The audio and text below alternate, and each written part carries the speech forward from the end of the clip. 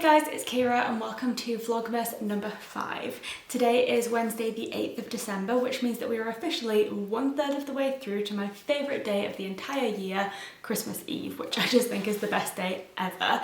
And I feel like December is just going so quickly, which I kind of love but kind of hate, because I think the last few days before Christmas are just some of the best days of the entire year, because everyone is just so excited, it's so festive, everything is all fun and twinkly and wonderful, and I love getting to that part of December. But equally, the quicker the rest of the month goes, the quicker it's all over and done with. So I'm always a little bit torn about that, but December is going quickly whether I want it to or not. So today is the 8th, and I'm very happy to say that I'm going to be starting a new book in this reading vlog, or this Vlogmas video should I say, and I'm so happy with how reading is going in Vlogmas so far, because quite frankly, as you've probably gathered from lots of the conversations we've had in reading vlogs over the last few months, reading has taken a bit of a dramatic nosedive in my life recently.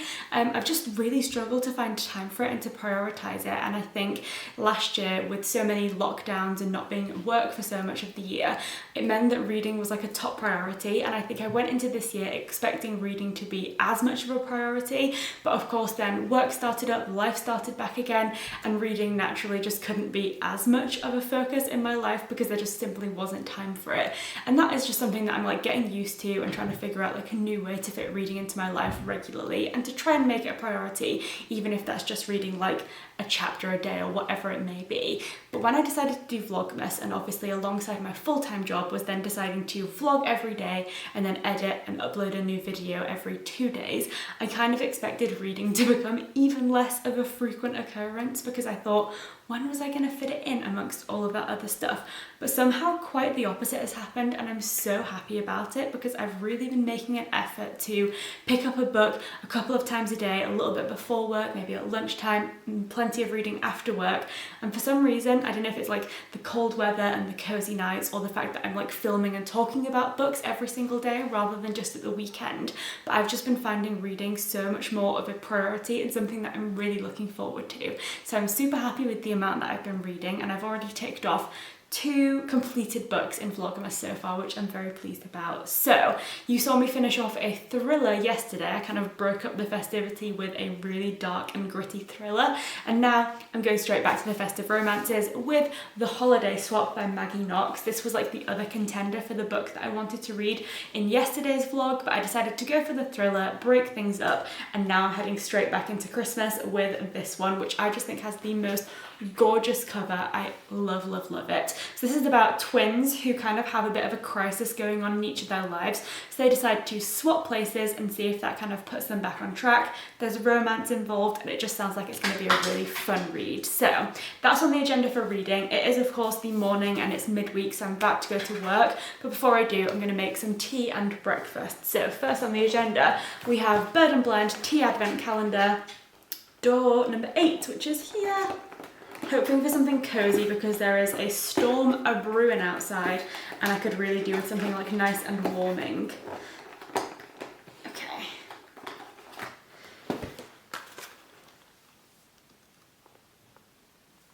Focus. Can you see? Can you see? Okay.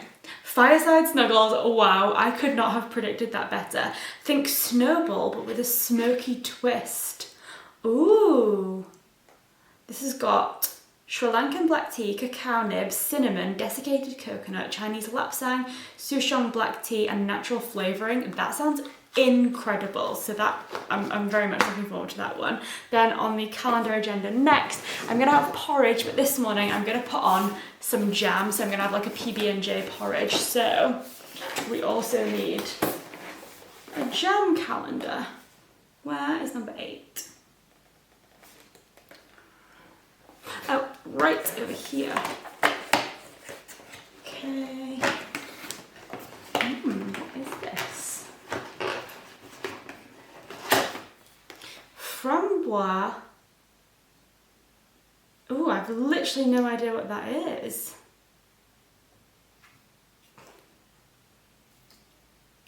Framboise. I think it says Epipines? I don't know, but I'm definitely not pronouncing that right. I'm gonna have to Google what flavour this is, but it's going on with porridge no matter what. So I'm gonna go make breakfast, let you know how everything tastes, and then get to work for the day.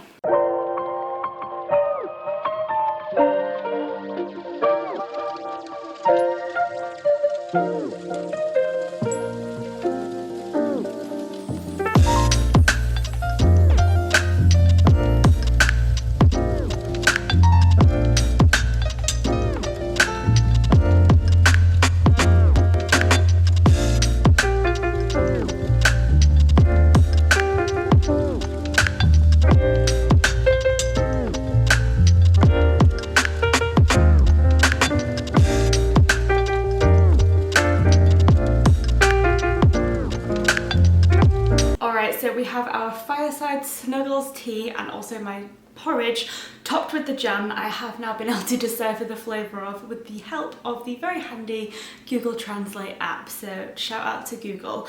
But the flavour of the jam, for anyone interested, is framboise et pépinies, which means seeded raspberries.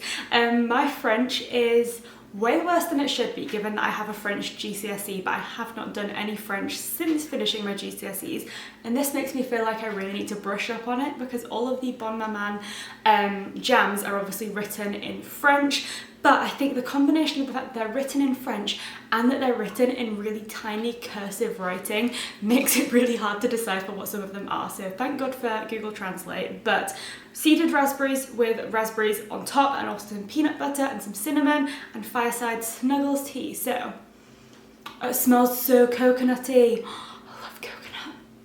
Okay. That actually tastes like a Bounty in tea format. Like, I love Bounties. They were one of my favourite chocolate bars before going vegan, so this is an absolute delight. Big fan.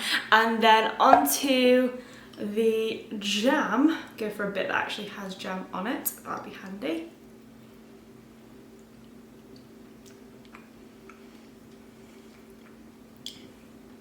Wow, I mean, there's not been a single Bon Maman jam that I haven't enjoyed, because I feel like the flavours are just so powerful. Like, whatever it says the flavour is, you get hit by that fruit, and it is just, it feels very, not like, I feel like authentic is the wrong word, but it feels very natural. It doesn't feel like an artificial flavour. It feels very much like they've just packed a bunch of raspberries into that jar, and it tastes delightful for it. So big fan of this. Gonna go eat my breakfast, get on with work, and I'll catch up with you later, possibly at lunchtime, possibly after work, depending on how busy I am. But for now, I'm just gonna go out and enjoy this tea, which I'm very pleased to say that I coordinated my mug and my jumper today, inadvertently, but coordinated nonetheless.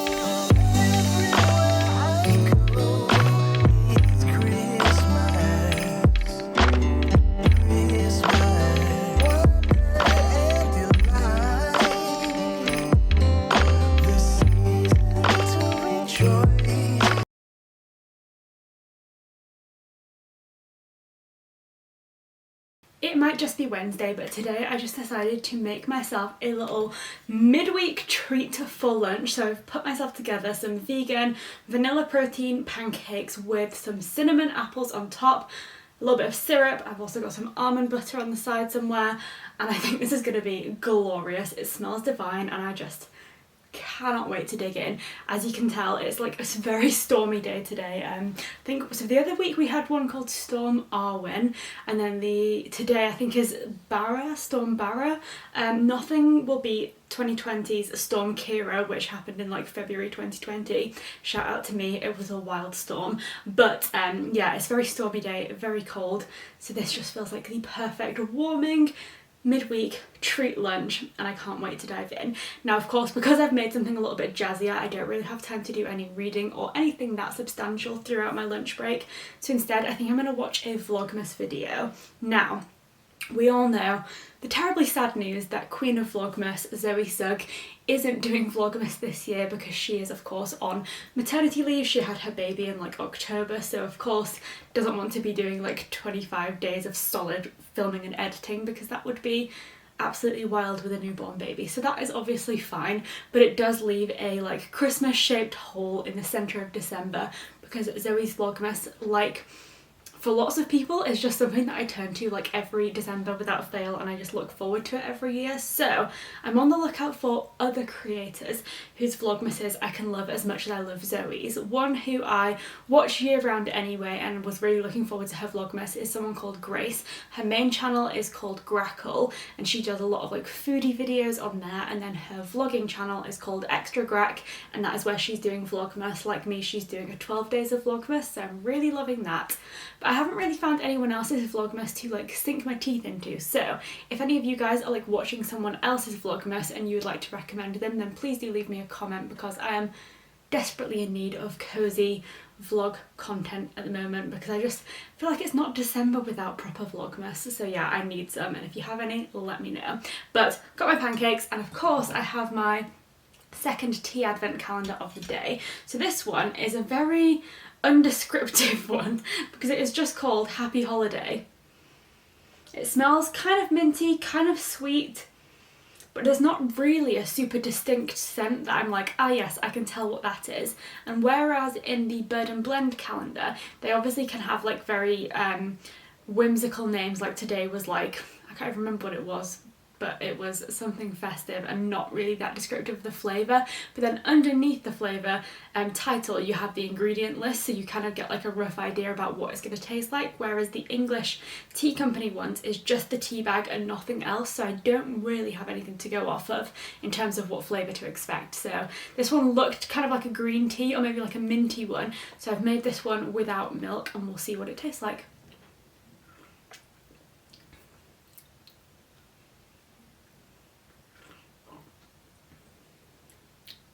It's a very mild flavour, kind of green tea-ish, but nothing really distinct from this one, I have to say. Certainly not a bad flavour, but just not one that I'm like, wow, that's delicious. So I'm gonna go enjoy this, enjoy my beautiful pancakes, and I'll catch up with you this evening when I will, pinky promise, be doing some reading.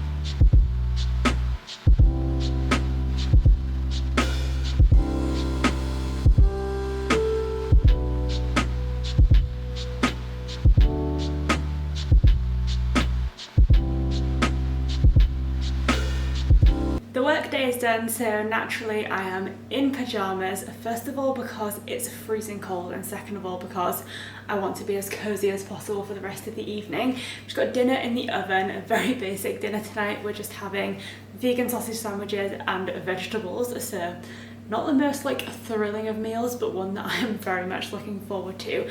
And while that is cooking, I'm super happy to be able to finally make a start on the holiday swap, because making pancakes for lunch meant I did not have time to start reading, because I sacrificed that right to have a delicious lunch, and it was totally worth it. But equally, I'm now very excited to get started on reading this book. So probably got about 20 minutes while dinner cooks, so I'm going to make the most of that and make my way through a few pages, and I'll catch up with you later with some thoughts and hopefully another festive favourite to add to my list of festive romances that I am currently obsessed with.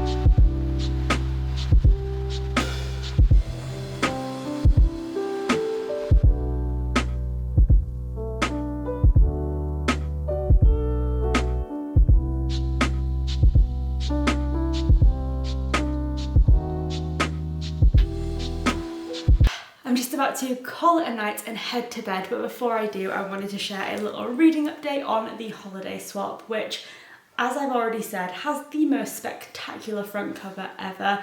I just think it's so wonderful to look at. I'm a little bit in love with it, to be quite honest, because it's just so beautiful, and it's definitely going to get like a front page spot on my bookshelves once I'm finished reading it, for sure. But that aside, I did make a start on reading it. Not as much of the book has been read as I would like to say at this point, I'm not gonna lie, but there is a good reason for that, which we'll get to in just a second. But I did make a start, and that, I suppose, is the main thing.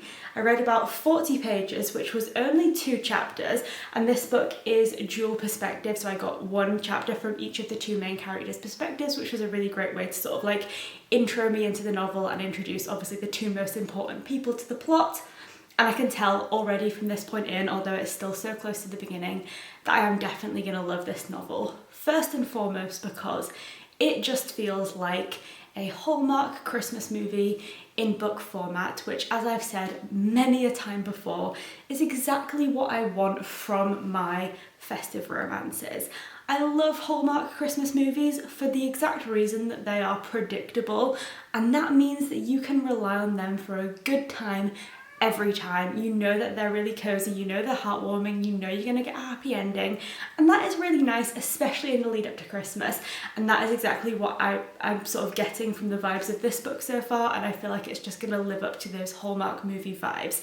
And I know some people are not so keen on that because these books can feel maybe like a little bit more shallow. There's not a huge amount of like really deep character depth or development, and like I say, they are predictable, and I know that's not everyone's cup of tea, and it's not my cup of tea for every single book that I read, but I do like kind of mixing up those more like gritty, serious, deeper novels where you can really dig into all of the like hidden meaning behind what's on the surface and all of that kind of stuff, with lighter, fluffier, easy read novels like this one. And I feel like when it's the festive period and we're leading up to Christmas, I just gravitate so much more towards these sort of like happy, just like feel good books, and that's why I can tell I'm gonna love this one, because it just feels like a Hallmark movie written down, ready for you to feel cozy whenever you want to, and I'm here for it, I really am. So that's the first reason I know I'm gonna love this. The second one is that it's dual perspective and it's playing on, of course, the like Parent Trap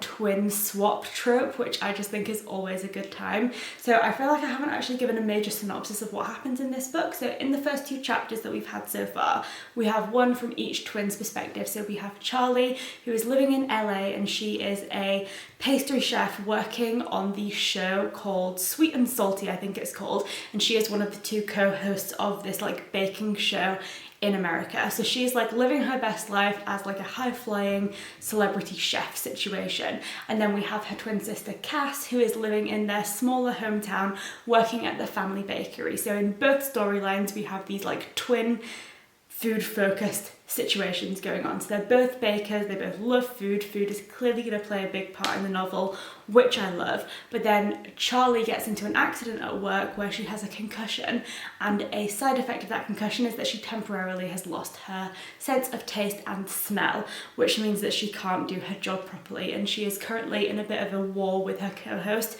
and wants to try and one-up him so that she gets a better show going forward. So that is kind of like the premise, and that is what makes Charlie then want to switch places with Cass like they used to do when they were kids, so that she can still maintain the fact that she's in the show and then can give herself time to recover without having to admit defeat.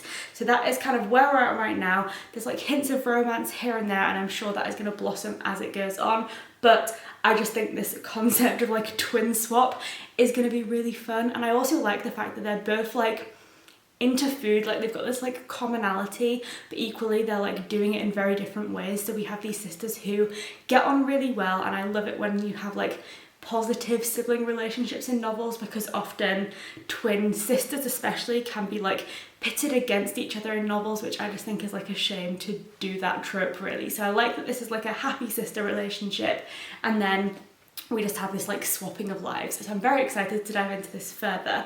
But as I said, I didn't read as much as I expected to or planned to this evening, and that is because I read the first couple of chapters while cooking dinner, and then Jay and I sat down to watch something with our food, and I went onto 4OD just to try and put on like an episode of Made in Chelsea or something, and what was there on the front page of the streaming service but Bake Off Australia. I was beside myself with excitement. I love the Great British Bake Off, as we all know. It is my favourite thing, and I look forward to it every single year, and the season has literally just finished, RIP, so I felt like there was a Bake Off shaped tent hole in my heart, but not, you know, fret no more basically, because the Great Australian Bake Off is here. So if you're also in the UK, All 4 or 4OD, I can't remember which one is the one that it's currently called, but on Channel 4's streaming service, it is there, and they're showing a new episode every single day. So there's 3 out currently, but they're coming out every single day, so before long the entire series will be there, and I just think it's going to be great. I personally love Australia. When I was a child I used to watch so many Australian TV shows and would 100% wish that I was an Australian person. It was my dream. So though I'm kind of over that dream a little bit, it is fun to go back into the world of Australia, and this time through baking, which is always wonderful but felt even more topical given the fact that I have just started a festive romance all about baking. So it's all coming together. I'm very happy about it, and I cannot wait to keep watching the series over the next few weeks because it's just going to be a great time, I can already tell. So if anyone else has been watching Australian Bake Off, then definitely let me know who you're like rooting for, or if you've like got any thoughts on the series, because I'd love to talk about it with someone else. But if not, this is your sign to go and try and find it, because it's definitely worth a watch, and who doesn't want a little bit more Bake Off magic in their life? So that was a long chat about baking and books, but now I'm going to go to bed, and I will catch up with you in the morning for a whole nother day.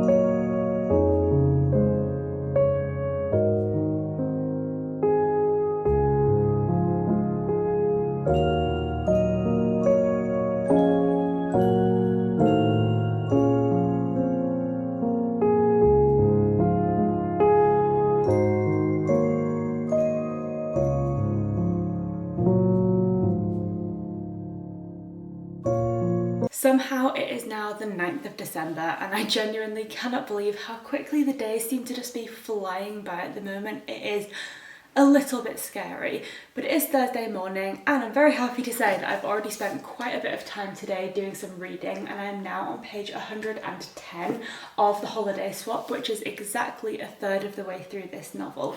And I'm just loving it. The reason I've managed to fit in quite a bit of reading this morning is because our alarm was very early today because Jay had an early start at work, which meant that we had to get to the gym quite a bit earlier than normal. And as always, I hated it when the alarm went off because I did not want to get out of bed. I find it so much harder to get up when it is cold outside. But I always appreciate it when we're actually back from the gym because then I have ages and ages before I start work to do reading, watch TV, whatever I fancy, and it's just so nice to like not be in a rush in the morning. So like I said, about a third of the way into this book now, and it's so great. I think the thing that is making this book stand out so much to me is how food focused it is, because I obviously love food. That's no surprise. I talk about food all the time, and I do find that while in TV shows food can feature quite a lot because you have like the visual aid to sort of show how food fits into people's lives, in novels food kind of often takes a very like secondary position and is mentioned like here and there, but it's not like a firm feature, because I guess it might get a bit boring if food isn't directly relevant to the novel to just constantly be talking about what people are eating and sort of like fitting in meal times and all of that kind of stuff to the like flow of the book. So I do understand why food doesn't often feature, but I love when you get books where food is like a primary part of the plot, and so you get to hear all about food, or in this instance specifically all about baking, which I love. So I'm really enjoying that one. I'm also really enjoying seeing how the two sisters are, like I said yesterday, so like similar in the sense that they have like a very connected interest in baking, and that's kind of like the formative part of both of their careers, but then they're both so different in the way that they've sort of like taken their lives down different journeys. And Cass is obviously like the quieter sister, the one who is happy in her quiet little like Stars Hollow vibes hometown, whereas Charlie is like out to make it big in the world. And it's really interesting to see how they can be both so similar and so different at the same time. So very much enjoying this book, but with baking in mind, I do think I'm gonna go ahead and make my Advent calendar tea for the morning and then watch a little bit of the Great Australian Bake Off before I start work. So without further ado, let's find door number 9 and see what we're having this morning. It's been on a roll these last few days, so let's see. Fairy Tale of New York. The bells were ringing out for tea inspired by creamy Irish coffee. Yum. This one has rooibos, cocoa shells, coffee beans, roasted dandelion roots, and natural flavouring. I think I'm gonna like this one because I love an Irish coffee. So without further ado, let's go make this. I'll have a taste test and then we'll get right on with Australian Bake Off.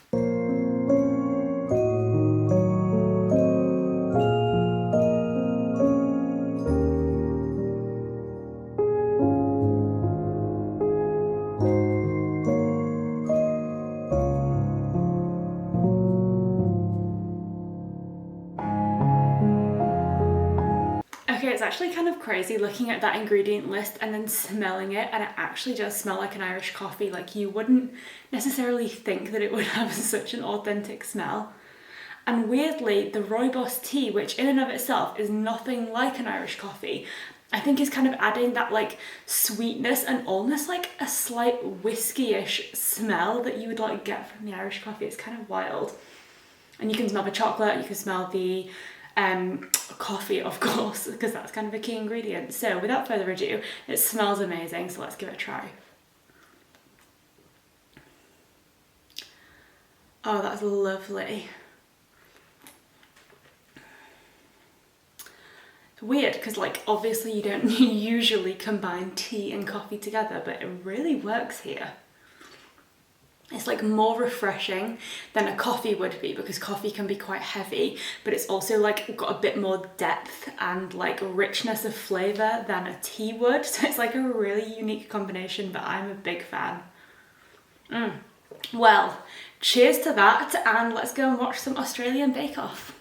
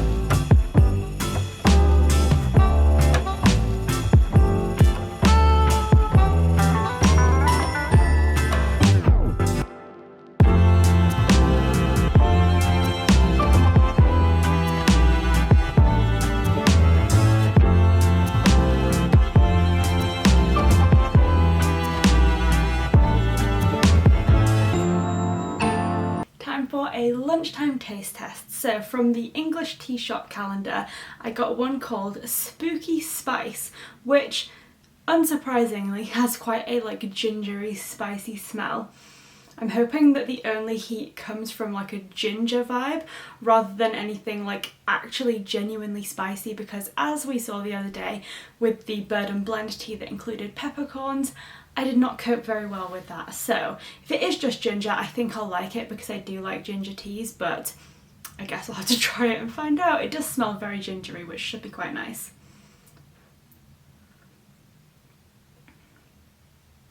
Oh yeah. My throat just made the weirdest noise. Wow, that is very tasty. I feel like ginger is the kind of heat that I really enjoy because it doesn't like, I don't know how to describe it when you oh dear, that's just joking, not from the heat.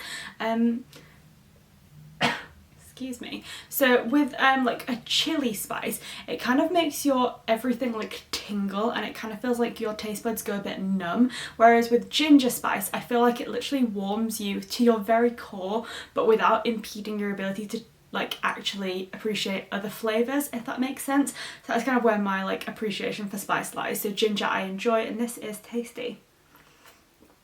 Very nice. Kind of random that they've got one called Spooky in a Christmas tea advent calendar, but who am I to complain? Then moving on to the jam advent calendar, there was another kind of rogue one, and that was fig and cardamom, which I was a little bit nervous about because I do gravitate more towards like zesty and just like really punchy fruity flavours when it comes to jam, and of course figs are more of a like caramelly sweet sticky fruit, so it's kind of just like pure sweetness without anything to kind of like offset it. But equally I do like cardamom and I think that's a really nice spice, so I have actually already tried this one for TikTok, hence why there is a bite out of this crumpet, but I'll give you another taste test just for the experience.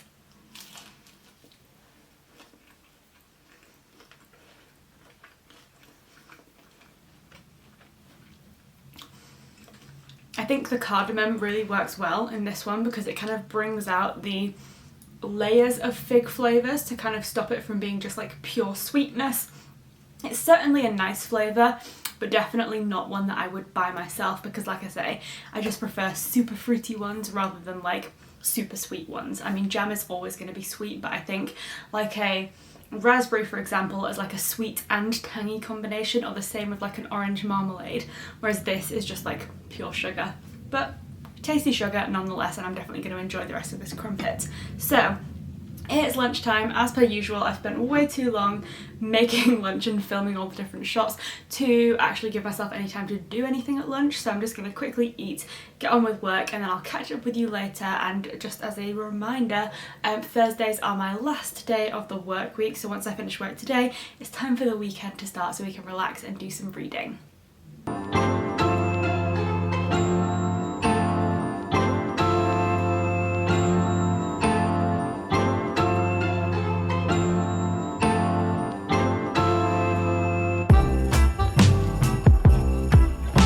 Just finished work for the day, which means that the weekend is officially here, which I'm very happy about, not least because it means that the next couple of Vlogmas videos will be a little bit more interesting than me just working throughout the day, filming tea taste tests and then reading when I'm not working. Although I have had a great time doing all of those things and all of the future vlogs will still include that, I'm just excited to be able to film some content outside of these four walls and just, you know, escape the house for a little bit, because I do feel like the last couple of days have just been very much homebound. But that is just the nature of the work week, but it is done. The weekend is here and I'm very, very happy about it, because yeah, just nice to get out and do something that's a little bit more varied and interesting.